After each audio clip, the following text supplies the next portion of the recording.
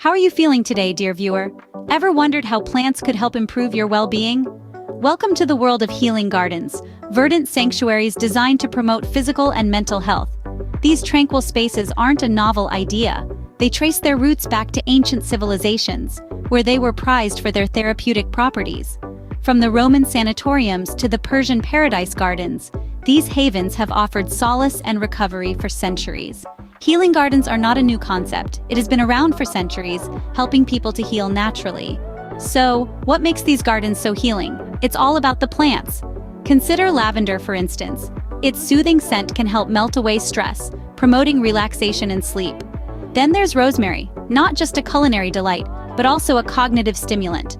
Its aroma can enhance memory and concentration. And let's not forget aloe vera, a skin-healing superstar, known for its anti-inflammatory and soothing properties. But the magic doesn't stop with these benefits.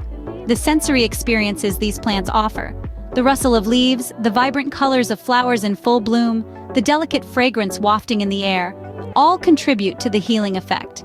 Remember, the magic of these plants lies not just in their medicinal properties, but in the sensory experience they offer. Now that you know about the healing powers of plants, why not create your own healing garden?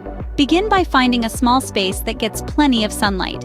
Then, research and choose plants that resonate with you. Perhaps you're drawn to the calming scent of lavender or the invigorating aroma of rosemary. Remember, this is your personal sanctuary, so choose plants that bring you joy and promote well-being. Creating your own healing garden can be a rewarding journey towards better physical and mental health. With a healing garden, you're not just growing plants, you're growing well-being. Remember, these magical spaces offer immense benefits for your physical and mental health. We hope you found this video helpful.